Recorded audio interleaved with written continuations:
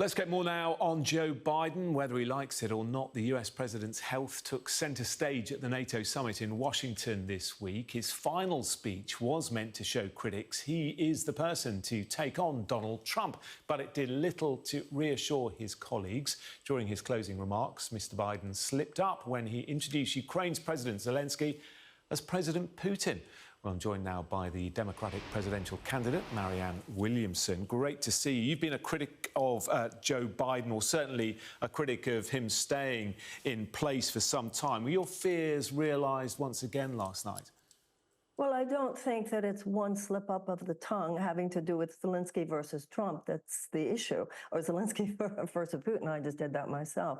It's not one slip up of the tongue, not one misspoken word. It's a much larger issue. We have a race on our hands that is arguably not just the most important of our generation, definitely one of the most important in American history. We're dealing with fascism here. Donald Trump is not just a conservative. He crosses the line into fascism. He crosses the line from the presidency as a president to the president as a dictator. We have not only a Supreme Court decision that has given immunity from criminal prosecution to any president who feels that whatever they might do should not be prosecuted as long as it is an official act. And we have this Project 2025, which would completely remake the presidency and would completely remake American society in a lot of ways. So But at this stage in the game, President Biden says that he's the only person that can win against Trump, and the clock is ticking. Well, that's his opinion. But millions and millions of Americans, as was made clear for over a year, there were 70% of Americans who said that they did not wish Joe Biden and Donald Trump to be our nominees. So Washington, D.C. is crackling right now. And people are trying to figure out a way to influence the presidents to step aside. We have time left. Look what you did with your own election. Look what France did with their election. We do have time, but we need to get on with it. And we need to have a mini primary, what's called here a blitz primary, and an open convention in August 20th, in order to pick a new nominee to be strong enough to defeat Donald Trump. You've put your hat in the ring. Who would you like to see in that role? Me.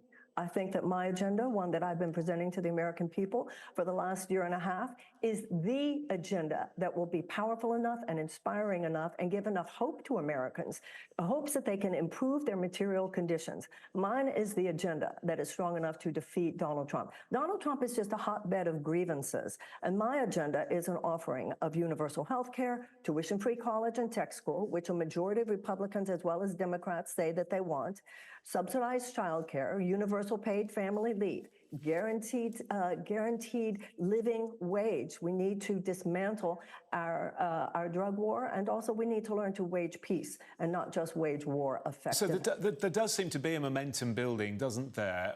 When do you think that this might happen? When is the tipping point going to be? Well, that's why this is such a crackling moment in Washington, D.C. right now. There are some elected leaders that are courageous enough at this time to say the president must step down. What's going on that's just shameful in my mind is how many elected leaders are saying one thing in public and another thing in private.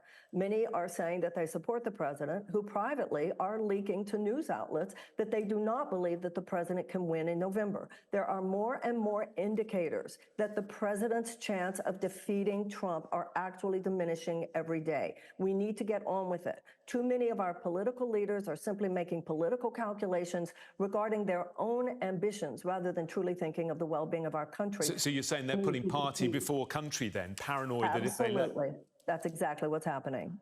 Yeah. If Biden does step down, surely it's only fair that the vice president gets the nomination, isn't it? Isn't that how it should be? No, it should be a democratic process by which the voters decide. That's what we didn't have enough of over the last year and a half, and that's what we need to have going forward. I'm sure that if the president steps aside, that Vice President Harris will throw her hat in the ring. That's great. Maybe Gavin Newsom will throw his hat in the ring. Obviously, my hat's already in the ring. The should is that the people should decide, and that's why we need an open primary. The people who try to control all this in favor of Joe Biden to begin with are not the people who should feel entitled now to make the decision of who it, quote unquote, should be going forward. The way to fight off any assault to democracy is with more democracy, not less of it. OK, we must leave it there, but we appreciate your time. We will see what happens in coming days. Marianne Williamson, Democratic presidential candidate, thank you. Thank you.